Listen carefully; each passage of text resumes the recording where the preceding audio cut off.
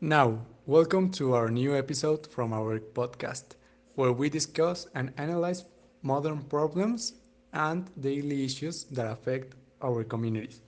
Starting with the topic of today, we have societies and how we relate to each other whenever it comes to cultural differences. For a very long time, societies in the past were much more recluse and kept to themselves. The separation from Eastern and Western cultures was so hermetic due to the ocean making it nearly impossible to travel to other continents, while cultures that shared the same landmass had little connection because of a lack of efficient ways to travel great distances.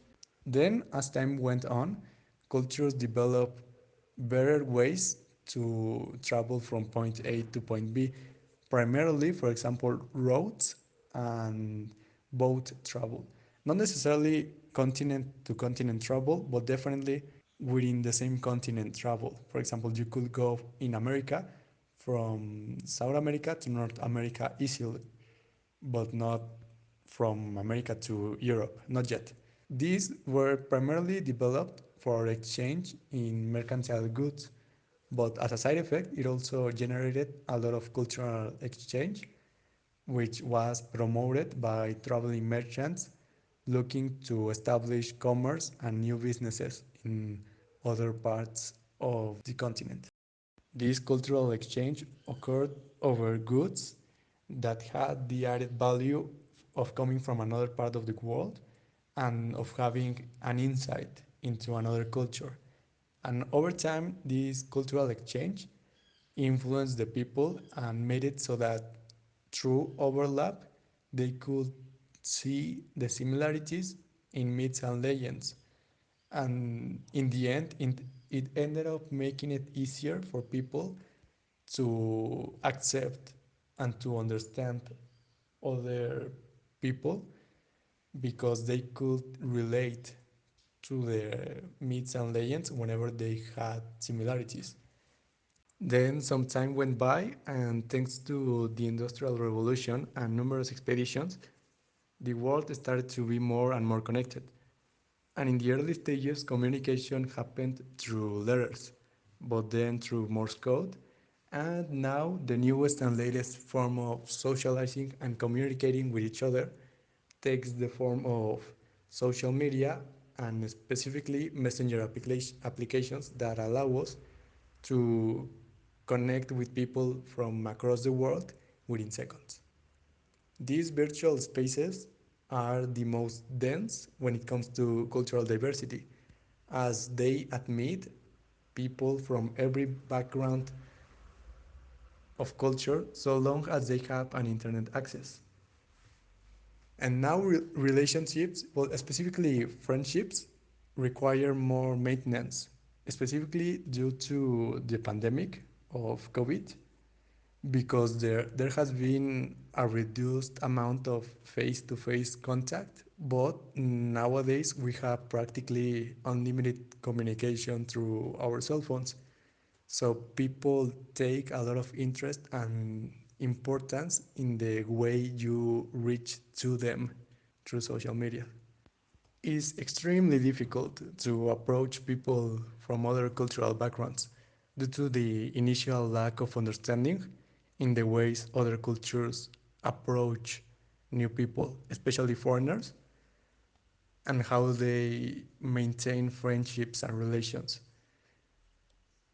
For example, some people might be abrasive and might be very touchy in the way they hug, in the way they handshake, while other cultures might be cold to the point where they have no physical touch when greeting someone new. I myself have experienced these difficulties or frictions with other people whenever it comes to relating to other persons, especially in when it comes to messages, because there is no tone in your message, there is no inflection in your voice, there is no volume in your voice. So you have to be really careful in the way you structure your sentences and in the way it appears to the other person, not in the way you think it will appear.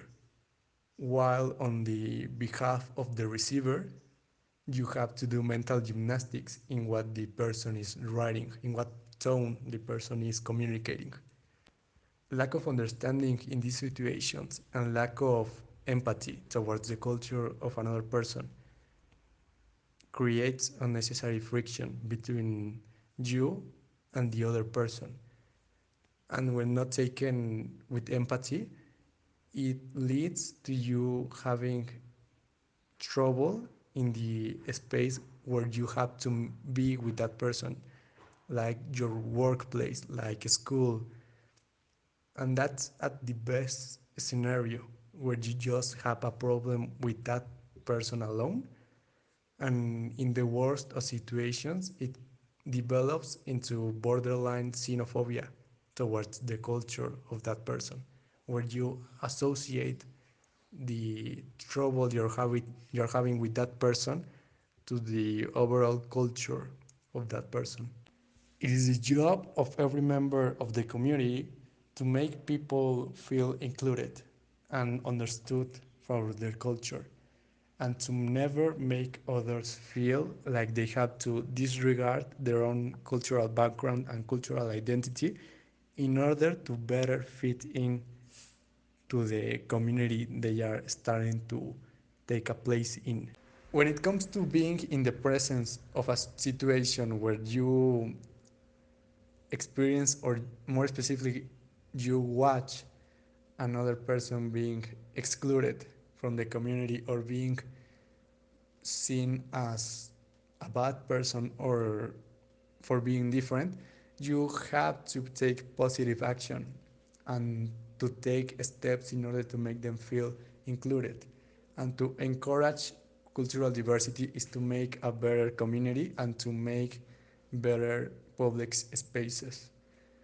And we have to elevate and to encourage other people that have different cultural backgrounds, especially whenever they are being put down or led or excluded.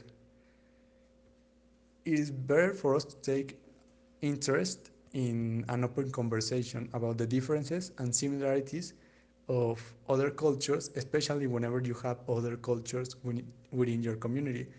It is better for the community to understand each other and to understand the difference within the members, so that it makes a more empathic social group. And we really have to judge other, not judge, but see other cultures without prejudice, and to never assume that another culture's point of view is a threat to your own world view.